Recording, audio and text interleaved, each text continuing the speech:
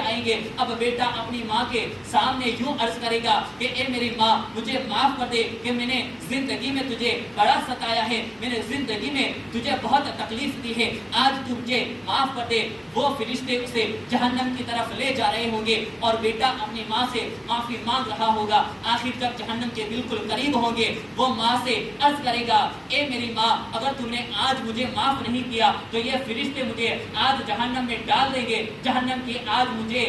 مجھے جلا کر راکھ کر دے گی. اگر دنیا میں مجھے چھوٹی سی بھی تکلیف ہوتی تھی تو میں تمہارے گود میں آ کر تمہارے سائے میں پناہ لے لیتا تھا. اگر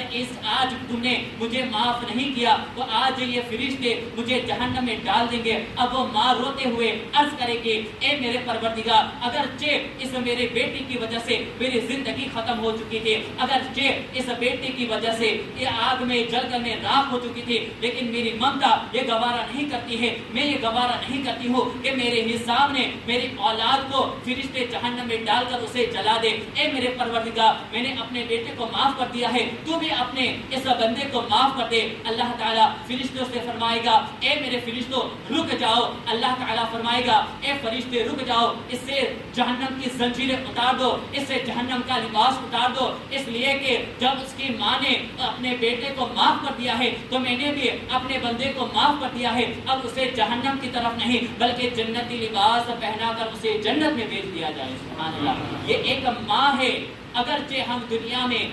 کتنی بھی اپنے ماں کو تکلیف دے دے مگر کبھی بھی والدین یہ نہیں چاہتے ہیں کہ میرا بیٹا کبھی ناکام ہو, کبھی یہ نہیں چاہتے ماں باپ کہ زندگی میں میرا بیٹا ناکام ہو, بلکہ ہمیشہ اپنے ماں باپ اپنے بیٹوں کے لیے یہی چاہتے ہیں جہاں جہاں پر بھی میرا بیٹا رہے, جہاں جہاں پر بھی جائے, اگرچہ اس ہندوستان میں رہے یا وہ اگرچہ تجارت کے لیے ہندوستان سے باہر کسی اور ملک میں چلا جائے, لیکن اے میرے پروردگار میرا بیٹا رزق حلال کمانے کے لیے تجارت کرنے کے لیے وہ میرے ملک گیا ہے. اے میرے پروردگار تو میرے بیٹا کہاں پر بھی رہے تو اس کی حفاظت کرنا. اب آئیے سرکار دو عالم صلی اللہ علیہ وسلم کیا ارشاد فرماتے ہیں. صحابہ سرکار دو عالم صلی اللہ علیہ وسلم نے ارشاد فرمایا کہ اے میرے صحابہ کرام جو شخص اپنے والدین کو دن میں محبت کی نظر سے ایک مرتبہ دیکھتا ہے تو اللہ تعالیٰ اسے ایک حج مقبول کا ثواب عطا فرماتا ہے. صحابہ نے عرض کی یا رسول اللہ صلی اللہ علیہ وسلم اگر کوئی شخص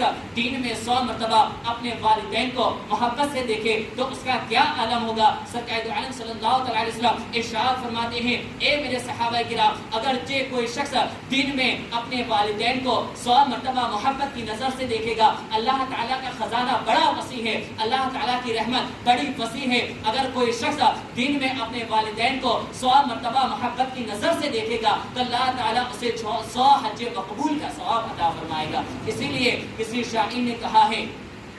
کہ حج کی دولت جسے مل نہ پائے, حج کی دولت جسے مل نہ پائے جائے جائے وہ اپنے گھر کو جائے, ماں کے قدموں کو وہ چوم لے جو جس نے حجر اسود کو چوما نہیں ہے. جو شخص اپنے والدین کو محبت کی نظر سے دیکھے گا اللہ تعالیٰ اگرچہ وہ شخص حج کے لیے نہیں جا سکتا ہے لیکن اللہ تعالیٰ اسے ایک حج مقبول کا ثواب عطا فرمائے گا. سرکار دو عالم صلی اللہ علیہ وسلم ارشاد فرماتے ہیں جو شخص حج کر کے لوٹتا ہے جس کا حج مقبول ہو جاتا ہے, جسے حج مقبول کا ثواب مل جاتا ہے, اللہ تعالیٰ اسے ایسا معاف کر دیتا ہے گویا وہ آج ہی اپنی ماں کے پیٹ سے جنم لیا ہو. تو جس نے دن میں اپنی ماں کو ایک مرتبہ محبت کی نظر سے دیکھ کر ماں